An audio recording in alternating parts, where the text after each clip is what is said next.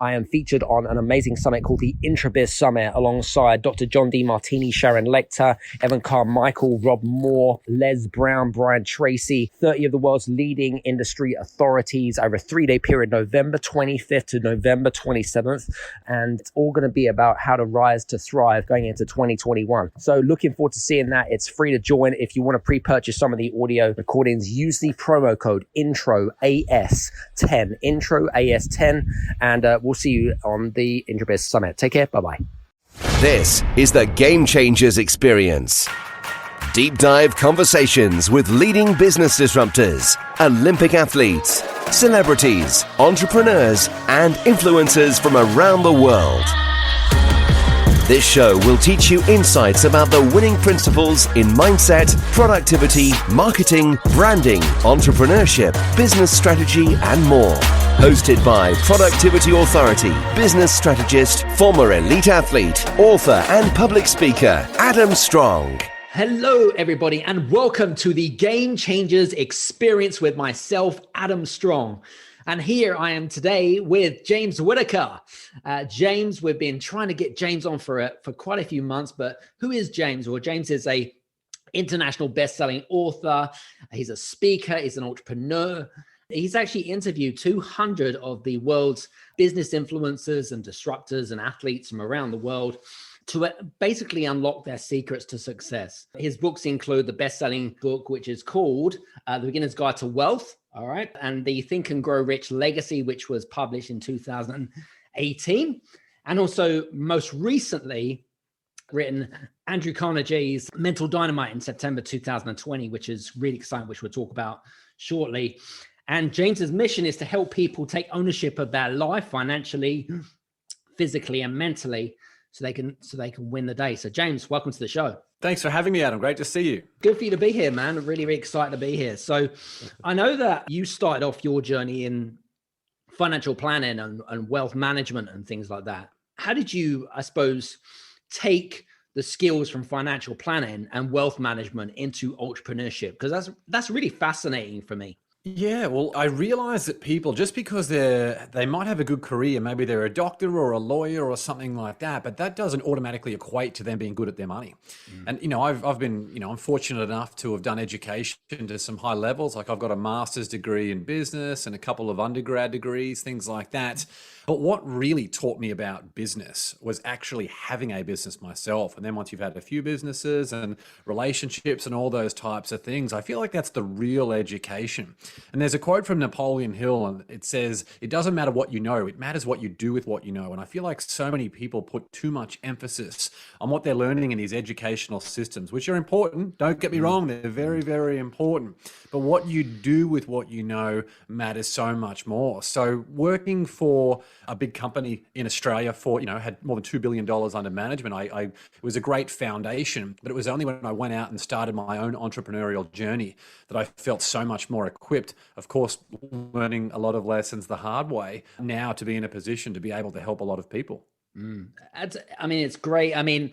Interesting. We all have our own, I suppose, stories, how we transitioned or whatever it might be, and I know that we're going to talk about your books and we're going to talk a little about the Napoleon Hill Foundation. And I suppose that the fact that you were kind of more of a scholar, that you graduated as a student from Napoleon Hill. And we've got common friends, Sharon Lecter and Don Green, CEO of Napoleon Hill Foundation, which we'll talk about as well. But I know in your early years, you suffered from crippling anxiety, from what I read.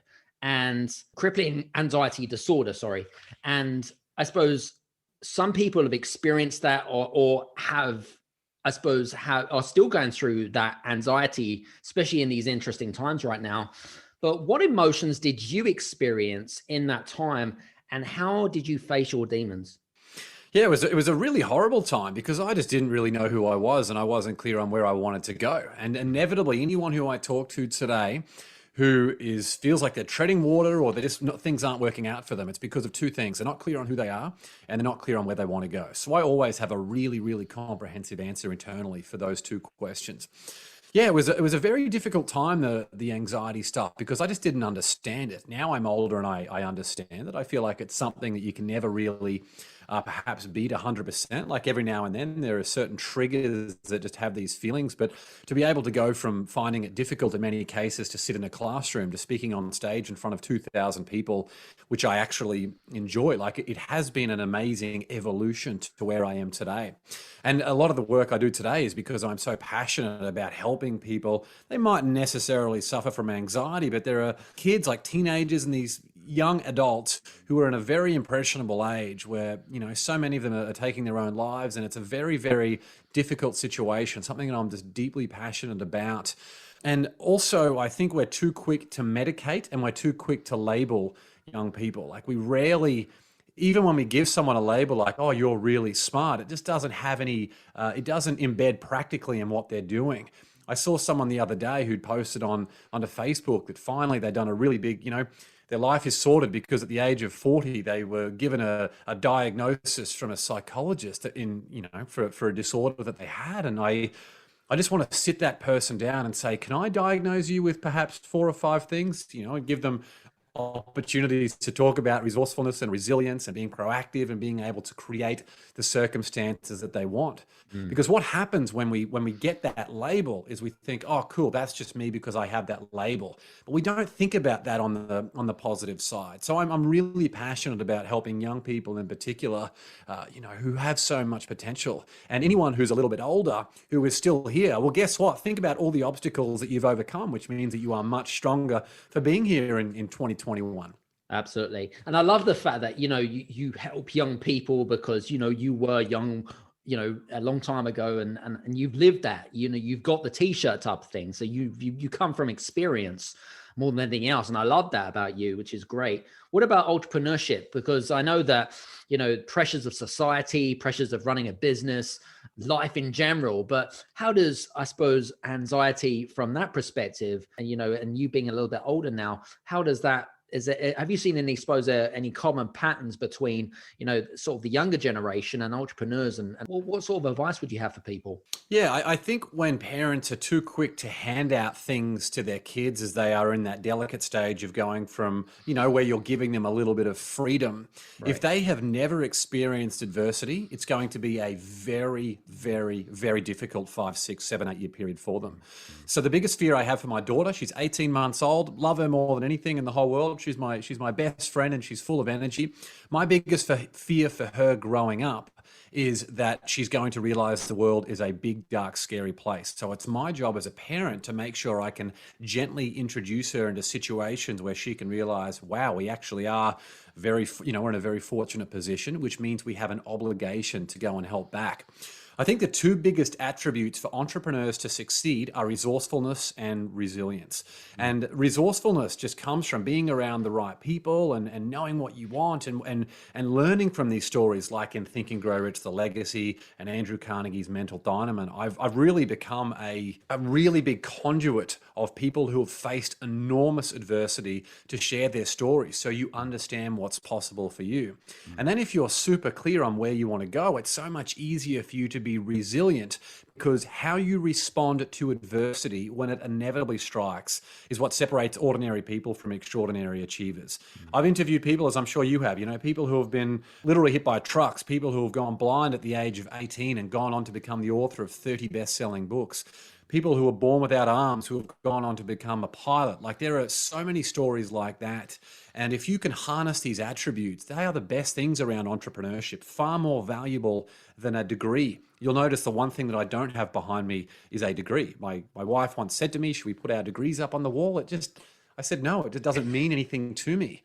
The people that I can help, that means a lot to me. Having an environment that inspires me so I can create a bigger impact, that means a lot to me. But as far as a means to an end where you think your life's problems are going to be solved by acquiring a piece of paper, it's just not accurate. So I'm very passionate about that entrepreneurial journey because it's such a tough route. I feel like entrepreneurs constantly are on that tightrope between burnout and impact.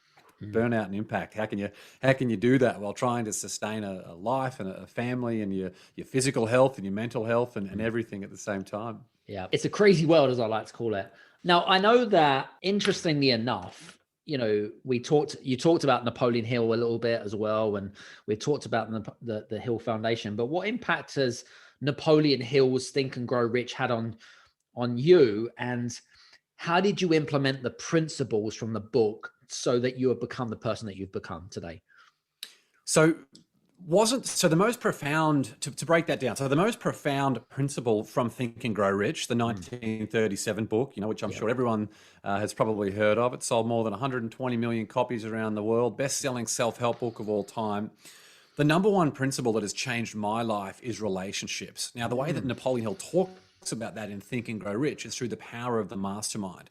And that means you don't need to have all of the answers yourself. You can surround yourself with a diverse mix of people on the condition that your mission becomes a shared mission with those people. So when I was in Australia and now where I am in America, I am always surrounded by a really core group of 6 or 7 or 8 people who would do anything for me and I would do anything for them. We know exactly at all times what those people need and how we can help those people. Because if you're not clear and you don't broadcast what you want and where do you want to go and how other people can help you, then they can't help you and they won't. So the power of the mastermind means you have that transparency and you're boldly of service to the other people in the group. And another big part of that, which is actually one of the big things we discuss in Andrew Carnegie's Mental Dynamite, is that the best way to get is to actually give first. So many people are focused on this transactional relationship. But if you're thinking on establishing something for the long term by just being clear on what someone else needs and making sure you can do anything you want to get there. I had someone on my podcast recently and I asked him, what's one thing on your bucket list? And he said, it's my dream to be on Saturday Night Live. That now goes into my brain and it's something that I will always think about. So if I'm in a situation where this person, if I can say to him in 5 years' time or 10 years' time, hey, guess what? I've got a contact for you to get on Saturday Night Live. That's an example of the power of the mastermind and boldly being of service. But people struggle to get out of their own heads. It's so much easier. You really can't have any true success alone. That's why I'm so passionate about other people, because all of the opportunities in my life, everything in my life is as a result of opportunities. And that has come from doing the right thing by people and continually becoming a person of increasing value. And the other one there is something that we have touched on. That's the first principle of Think and Grow Rich, and that's desire. Napoleon Hill wrote that the starting point of all achievement is desire. Now, when you're focusing on desire and you have this, it's a burning desire. It's not something weak. Something weak is going to be easily extinguished. But if you can fan the flames of this desire, then you can make a raging inferno of your own and direct it to achieve whatever you want. And at the times when you think of that burning desire, it's much easier for you to start any project by beginning with the end in mind. When you've got that finish line, that's all these elements overlap, which create that resourcefulness and resilience that we've spoken about as well. So many lessons from Think and Grow Rich, and I've consumed so much of his content now with Spotify, through the Napoleon Hill audio recordings, and of course through people like Jim Rohn, who cites Napoleon Hill as his biggest influence. I mean, there are so many things for Napoleon Hill. He was the one that changed my dad's life. So, I am acutely aware of his power, and the people that you and I have both interviewed is a real testament to what can happen with the right mindset. Absolutely. Very cool. I know that I was going to say, you mentioned around the whole kind of, give first sort of principle as such, but I'd like to talk more about that, especially because I feel from an entrepreneur perspective, and the reason why, we're having fun on this podcast is purely because that's one of my philosophies. That's one of my values. I believe in giving first and the universe rewards you. How does I suppose the power of the universe and kind of giving first, how do they entwine and interlink with each other? And, and I know that there's a lot of entrepreneurs and business owners that kind of say, well, that's all very well, Adam and James, but, how does that translate into financially? How do I grow my business with that? How do you put I don't know, how do you put some, it's like they're looking for this ROI as such, you know what I mean? They're looking for this return on investment. And if they don't get it, they just think it doesn't work. Yeah, there's more. I feel concepts going around. And I think the 2006 film, The Secret, was a great project, but they probably could have embedded a bit more on the practical side through reinforcing that consistent, purposeful action. That's what Napoleon Hill, he's very, very big on reinforcing it with consistent, purposeful action for everything that you do. There's someone I interviewed recently on my podcast called Adam Carroll. Now, Adam Carroll talks about how it was his dream, just to give a practical example of the law of attraction in real life. Adam had told me the story a few years ago, but when he came on my Win the Day with James Whittaker podcast, it was the number one question that I wanted to ask him because I wanted to have a recording of this concept. Now, Adam, it was his dream to do a TED Talk. Adam's he's a financial literacy crusader, but it was his dream to do a TED Talk, but he had no idea how he's going to go about it. And so at the bottom of his email signature, I forget the exact wording, but he basically put, "It is my dream to speak on a TED stage.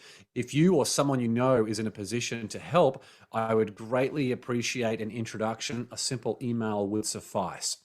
That's what he put in bold red letters at the bottom of every single email he sent out. And then about 6 months later, someone contacted him so that obviously we can see that the element's already a desire. He knew exactly what he wanted. And he took purposeful action about making sure that got in front of thousands and thousands and thousands of people who are going to be reading these emails from him throughout that period. Finally, someone responded to that email and said, "Look, I can see how important this is to you. I'm on the selection committee for this. I think it was the University of Milwaukee." And Adam was able to go and speak at that TED Talk. And that went well, like it was a great thing for him. And he got his bucket list tick. And then something else happened. Someone had seen that talk, and there was an opportunity for him at the London Business School to do a talk. And because Adam had that previous TED Talk, they knew what type of guest he would be. And Adam did a presentation on what playing Monopoly with real money, with his family, with his kids, taught me about life and humanity. He did that TED Talk there that has now got more than 10 million views across TED Talk website and on YouTube. It's completely transformed his life, all because he included what he wanted in his email signature. Completely transformed his life and his business and his family and everything. If people don't know what they want and they're not willing to be resourceful around thinking, what can I do to make sure this gets into the eyeballs of as many people as possible? I mean, that is the law of attraction absolutely in full effect. In full effect. But people complain about what they don't have without recognizing that redirecting that exact same amount of energy they used to complain about their circumstances, they just redirected that exact same amount of energy, they could create whatever circumstances they wanted. That's why I love that story of Adam Carroll. People can apply that in finance. They can apply that in any industry they want. Yeah, it's a good story. I think that's a really good story. And I think also the other thing that I picked up from what you've just said there is intention. If you want something, not just desire, but desire plus intention will get you what you want in life, you know, and I love that. I love that intention that Adam's put out there. And what a great name. So I know that you also released a book, you know, in September last month, actually, 2 months ago, actually, which was all around Andrew Carnegie's Mental Dynamite, which I love the title. I think it's fantastic. But I'd like for you to just talk a little bit about the three main principles in the book, because they are really interesting, and I guess how they can then be applied to today's world. Yeah, absolutely. One of the biggest principles that we talk about that is this learning from defeat. So how you respond to adversity when it inevitably strikes. I mean, it's so important. That's really, really, really powerful is knowing that when life comes to you in ways, it knocks you off course. It's just part of life. You might have the best plan, but as Mike Tyson said, everyone has a plan until they get punched in the face.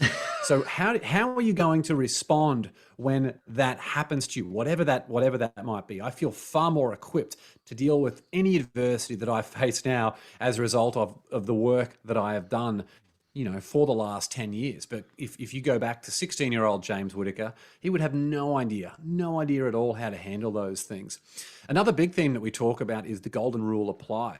That says what you do to another, you do to yourself. But one of the biggest light bulb moments that I have had as part of this project is recognizing that what if every thought impulse you had added to your character? So we talk about Think and Grow Rich, which could just as easily have been called Think and Grow Poor. The premise is exactly the same.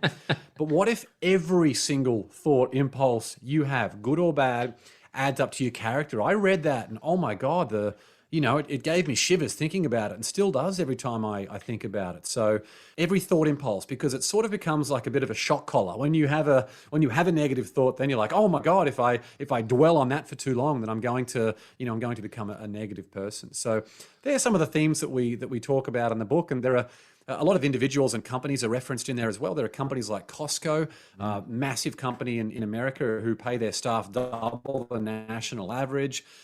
They've also got almost 90% of their employees have company-sponsored health insurance, and their share price has gone up almost 400% in the last 20 years. That's an example of a company that's doing very, very well by looking after their staff, doing the right thing by the community and the social good, at the same time as they're looking after their corporate interests. You don't need to have these things where it's a zero-sum game, where for someone to win, the other, for the shareholders to win, the employees need to lose. So there's a lot of interesting themes in this book that I think are perfect for a world that we're in, affected by a pandemic, where so many people stuck in the mud as far as achieving their goals goes.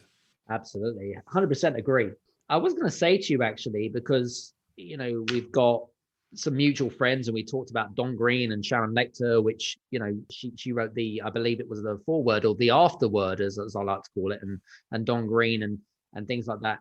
How much of an impact has Don had on your life? And because, he's obviously the CEO of the Napoleon Hill Foundation and a good friend of ours and things like that. But what sort of impact has he had on your life, and what have you learned from him? Yeah, Don's a fantastic guy. I love Don. We talk every couple of weeks. I was actually in Wise County in Virginia. When was that? A few years back. So I made it a point to. I was in Nashville, and Wise County in Virginia is where Napoleon Hill is from, and there's not much else around there. Like it's a fairly remote place. And so I had rented a car in Nashville, and I drove out there to see Don, which is, there's just no substitute for being able to spend a few days with someone. So I first met Don during the project for Think and Grow Rich: The Legacy, and it was when I had an opportunity there to interview him about his background. He is a man of stout integrity. He is someone who just wants to help other people succeed. He's done such a great job with the legacy of Napoleon Hill and keeping those teachings alive in universities and prisons and just about everywhere in between. He is so busy and so active as far as securing foreign rights for all the Napoleon Hill book contracts so they can continue to go around the world. I have, if Don calls me and he has a question, anything he wants, he can have. I'm such a massive fan of Don's. He's a wonderful guy, and I'm just, it's very much, it feels just weird just being involved with Don and the Napoleon Hill Foundation. There's a really great crew of people around them, people like Satish Verma, who's the president of the Think and Grow Rich Institute, and also people like Sharon Lecter, who you mentioned, who's just Sharon and Tish and I were sitting on the Think and Grow Rich World Tour, and they're just lovely people. And I learned so much from them in the way they carry themselves and how giving they are, and just making sure anyone around them has everything they need to succeed. They're so generous with their time and expertise. Absolutely. And I suppose they're living people that, I suppose, you talked about, the desire, you talked a little bit about resourcefulness, all of the things that you're talking about is, I suppose, they don't just talk about it, they actually live by it. Do you know what I mean? They live by those principles. And I love that. I think that's fantastic. Yeah, it's a good point, Adam. Sorry to interrupt you there. There's a lot of people who, the things that aren't going right in their lives, and they claim they're massive fans of Think and Grow Rich, and they don't really understand the material. It's something that we actually talk about often with Satish and Sharon and Don and I. There are people out there who claim to be big proponents of this material, but if their life is moving, or they have all these toxic relationships and things like that around them, clearly they don't know the material as well as they think they do.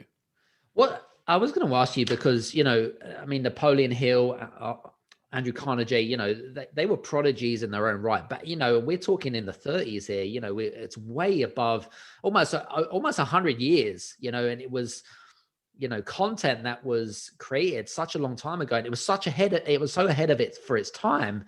And you mentioned about the fact that a lot of people that have read the book, but just don't get it, right? But then there's people like yourself that, a very small minority of people that have revolutionized themselves and impact others around the world.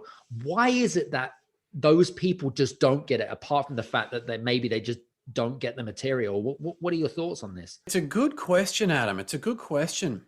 I think people don't read it in the right way. So if you pick up something once, or maybe you buy Think and Grow Rich because you think it looks cool on your bookshelf, there are people like Sharon Lechter and Bob Proctor and Don Green and myself and Satish and Rob Dyrdek, the skateboarder turned business mogul.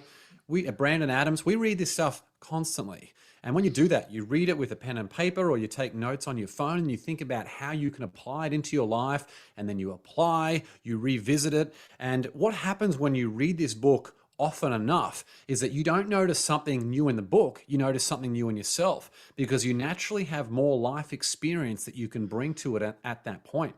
People they just don't know how to read these books. And to be quite frank, Think and Grow Rich is not necessarily an easy read. Like, there are many other books that you could read that that you feel are more entertaining. So I think it can be difficult to give someone like a 14-year-old Think and Grow Rich and say, here you go, your life now is going to be perfect, because 99% of people do nothing with it. But when they're ready, like that, when the student is ready, the master will appear. Think and Grow Rich is a phenomenal book. There's Napoleon Hill's grandson, J.B. Hill, who is in Think and Grow Rich, The Legacy. He was given a copy of Think and Grow Rich by Napoleon Hill, but it included like a $20 bill, I think it was, inside. So J.B. Hill was more interested in the money and ended up giving away his book to the girlfriend that he had at the time, and then they ended up breaking up, and an absolute disaster situation. But when J.B. Hill was ready, he went back and found his way to the material. Even though his grandfather, Napoleon, had long since passed at that time when he was ready, he was able to speak to him and guide him through his abundance of teaching. So I think it's important to think about that. Yeah.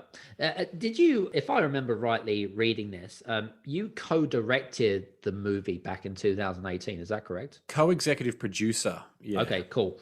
So what would you say from the movie to the book? Because, there was a big difference, 2018, 1931, 36, or whatever it is. But how were the two directories or documents or whatever it is that you want to, how are they different from each other? And again, was there anything relevant in the 2018 times compared to, things that were highlighted in the 30s? Yeah, so Think and Grow Rich, The Legacy, the film, it's, you've only got a couple of hours, you've got to make it pretty visually stunning. The movie, The Secret, and the book was essentially a transcript of the film, whereas Think and Grow Rich, The Legacy, it's very, very different. So what we've done with the book was basically break it up so it follows the linear format of those initial 13 principles from Napoleon Hill's Think and Grow Rich. Mm-hmm. Each chapter starts with a brief overview of the principle in a modern context, referencing people like Jeff Bezos, Mark Zuckerberg, Sarah Blakely, Oprah Winfrey, all of these different people. And then it goes into 2 short stories for each chapter of people who have been able to personify that principle, people who are there are people who are very, very successful, people like Barbara Corcoran from Shark Tank. There are people like Rob Dyrdek, who's got like 5 television shows. There are these household names, but there are also people who aren't household names. People like Janine Shepherd, who was hit by a truck, who we mentioned earlier. Right. And she is a walking paraplegic who ended up becoming an aerobatics pilot. I mean, she's a very close friend of mine. She just moved back to Australia, unfortunately, but her and I were chatting almost every day for many years. So it's very different. The book is very, very different. And my one objective with the book was to make sure, if this was going to be someone's introduction to personal development and their own growth, was that they could not feel stupid reading it. So that's why it's an easy read. I just feel like stories, it's so much more engaging. People enjoy stories more. They're much easier to remember. And you can also see that someone who is alive today, it's a true story of these people, you're just so much more inspired. Maybe it's someone like John Lee Dumas, who was a military veteran who returned to the US and had absolutely no idea what he was going to do. And he ended up creating a podcast called Entrepreneurs on Fire that has more than 90 million downloads and has created almost $20 million in revenue, independently verified by a CPA, revenue that sits on his website. I mean, there are stories like this, so you can get their blueprint. All of that is included in Think and Grow Rich, The Legacy. And I just, when you think about how most young people learn. They get given textbooks in high school and university. I mean, no one wants to read that crap, do they? I agree, absolutely agree. Again, no diss to the educational system. I'm all for it. I think it's nice to have a complement of some good engaging stories for some practical stuff too. Or as they say, positive mental attitude, everybody. Okay. We're just not, there could be some improvements, but it's okay. That's right. I wanted to ask you, I know that, because we talk a lot about success in our conversations, which is great. And, this is a great conversation. I mean, you've achieved a lot of things now in your life, going back from the 16-year-old, crippling anxiety kid to someone who is, success in your own right. But I guess, how does your, I suppose, not definition of success, but how do you see success now compared to it was, back in the early days? How has it changed for you? Yeah, my mindset around money changed as well. Like growing up in Australia, there's something called tall poppy syndrome, where people are happy to see you doing better on the condition that you're not doing too much better than they are. And that was, it's a tough thing as an entrepreneur in Australia. If you launch your own business and you think that you're going to get all this overwhelming support, in many ways, there have been strangers from business. I have a close group of people who support me in everything I do, which I really love, and I'll never forget that. But there are also many people who find out about your product or your service, whatever it might be, strangers. And it's only once you have this success that other people that go, oh, wow, maybe that is maybe I should go and support that person. So yeah, that tall poppy syndrome, all of that made me realize that it was only when I moved to the US that I realized that you only know how much of a bubble you're in when you leave that environment. So I was in a massive bubble for the first 28 years of my life, hanging around the same people, not opening mind to what was out there. It was only once I surrounded myself with entrepreneurs when I lived in Boston for a year that I was like, oh my God, not only is there a big world out there, but I can actually create my own businesses and do all these different things as well. Like these were huge lessons for me. And then when I interviewed all of these people for Think and Grow Rich the Legacy, it made me realize that the desire of money specifically is not a bad thing. In fact, it's a very, very good thing, because the more resources you have at your disposal, the more you can contribute to the causes that you care about most. And if we do things like this, it's how we raise the standards of living for people everywhere. If you look at people can talk about the difference between socialism and capitalism, but socialism, for the most part makes people poor. Capitalism still has poor people, but it has a lot of wealth, and that wealth goes into the innovation of healthcare treatments and technology. And on my phone right now, I could one click and have any product I want delivered to my door within 24 hours without any delivery charge. I mean, this is, you could call a car to have someone come and pick you up playing the music that I want playing. Like these are all benefits of this system. So I think that pursuit of money, we just need to make sure we have an alignment of what we want. And that's why with all my Win the Day branding, it's all about helping people take ownership of their financial, their physical, and their mental health. I mean, imagine being a billionaire sitting in this fantastic, lavish house, but you have, your physical health is in poor shape, or you just have no one to share that with because you've ostracized your friendships and your family. It's really important to think about what success looks like to you in all areas of your life, but it's important for you to create your own definition. Definitely. Unless you live in Las Vegas, Nevada, of course, because then you can get your shipments done in about 3 hours through drones. So I think Amazon are testing that in the airfields right now. So oh, very cool. I didn't realize. That's awesome. Yeah, there's a big bright future of delivery. Absolutely. Jeff Bezos is on it. I'm telling you now. So that's good. It's very interesting. I was going to say, from what you know today, right? And I mean, if you was to go into a time machine and go back into seeing your young self, what would you say to your young self that you know now? I would say follow your own path rather than trying to be like someone else or to try and follow someone else's path. That would be the biggest one. And then apart from that, it would be finding high level relationships of people who aren't in my current age.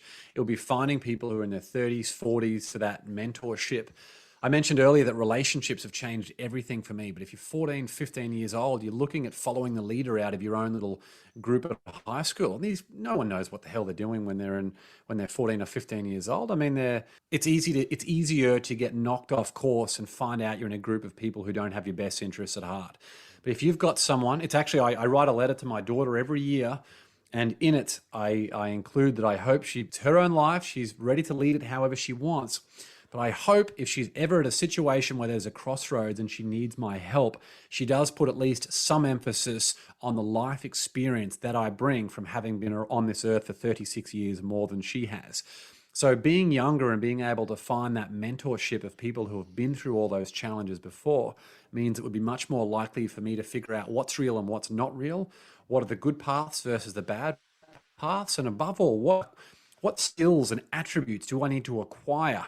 Maybe it's basic public speaking, writing, communication things, but also what industries and things should I learn about? What resources can you give me that's going to help me figure out my purpose and my passion younger so I can make an impact, but above all else, feel more comfortable in my own skin so that I can inspire other people to do the same. That's what I would tell my younger self. Nice. That's good advice. Love it. I was going to say, I wanted to ask you a really interesting question because there was something, it's not that it's bugging me or whatever it is, but have you ever been in a conversation where, someone has said to you, I'm going to take ownership. I'm going to say yes to you. I'm going to just do whatever it is that I need to do in order to get myself from here to here. Right. So they committed and they've said yes. Right. But for some particular reason, they actually don't follow through. And you talked about ownership, right? But how does one take ownership, right? When they have maybe a limiting belief, or maybe they're just not being honest with you or yourself. Any advice of people that are in that situation or in that scenario? Because I know based on conversations that I've had, over the last numerous sort of 6 months or whatever it might be, there's a lot of people out there. So any advice of people on that? So my entrepreneurial journey has taught me that sometimes in life, when you try to pull people up, they can end up pulling you down. And it takes you a long time to realize that. So now my philosophy now around that topic in particular is help the people who want the help, not the people who need the help. That might sound a little bit harsh, but all that happens if I try and help everyone. My wife tells me every day, you can't help everyone. It's true. I'm done trying to help people who don't want the help. They claim that they want the help, but they don't really. So it's a matter of getting better at figuring out who are the people that really want the help. If anyone really, really wants the help, I'll give you everything I've got. I really mean that. Absolutely everything I've got. Yeah. I have, a business now called We Are Podcasts that helps existing podcasters make $15,000 in monthly revenue from their show. The number of conversations I've had with people, and people should look at my track record to be able to show how serious we are about that, along with my business partner who produces podcasts for people like Darren Olien and Gary Vaynerchuk. People who just don't follow through with those things. So then we create systems. We put systems in place, like a triage opportunity. So if someone says, hey, look, I want help. I would really love to have your help. Then I can say to you, cool, go and fill out this form. And then that form might include a few questions. Now, half the people or 80% of the people, they won't even fill out that form. That means they don't really, really want the help. They might need it, but they don't really want the help. Sure. And then after that, it might be around scheduling a phone call or whatever it might be. But you've got to think about what you can do, because I don't want to give someone a short-term spike of inspiration.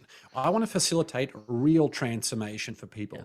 So it's on me now to create a process that keeps my cup full while at the same time ensuring the right people come through so we can enact that transformation. So there are a few things that I would do to help others. Yeah, it's some really good points there, James. It really is. Just sort of last question, because I'm conscious of time. I know that you're working on a few things in the background, and we talked off air about some of the exciting projects that you're working on right now. But, how's it that our audience can help you in your pursuit of success and helping others? Yeah, great question. I appreciate that. So yeah, the new book, Andrew Carnegie's Mental Dynamite, is out now. If people want to go and grab a copy of that and give it a 5-star rating, of course, if they've enjoyed it, then that would be great. And also I'm really going all in on my podcast called Win the Day with James Whittaker. So I've got some really exciting guests coming up for that.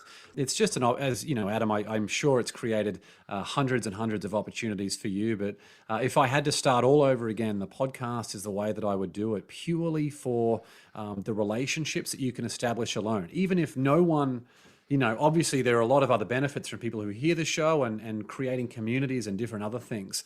But the relationships that you establish from having a podcast, not with everyone, but with a lot of people, is absolutely life-changing, and that is worth the price of admission alone. So if people want to go and check out Win the Day with James Whittaker, they can see what I do with my show. Very cool. Listen, guys, you've got some call to actions now. So I hope that you are going to now pause this and write it on your piece of paper and make sure that you go check out James's podcast and also his book, because I think that they're definitely going to be worth the weight in gold, if not mistaken. So James, just want to say thank you very much for being on the show today. I really enjoyed it. Thanks so much for having me on, Adam, and thank you for having such a great podcast. Thanks, man. Listen, guys, if you've enjoyed today's podcast, do me a favor. If you're listening to this on Apple, please write a review that you feel would be it would be a 1-star or a 5-star. I don't really care. Always great to get constructive feedback. And if there is a particular guest that you even would like to hear on the show, we've had some amazing guests so far, then it'd be great to hear from you. So listen, I hope you've enjoyed the show. We'll listen to you on the next Game Changers Experience. Take care and see you soon. Bye-bye. Hey, you guys, I just want to say thank you so much for listening in to this episode of the Game Changers Experience. I hope that you got some amazing value, some great insights, and golden nuggets that you can implement into your business straight away. I would really, really appreciate it if you could leave a 5-star review on the button below. Have a fantastic day, and we'll see you on the next episode. Take care.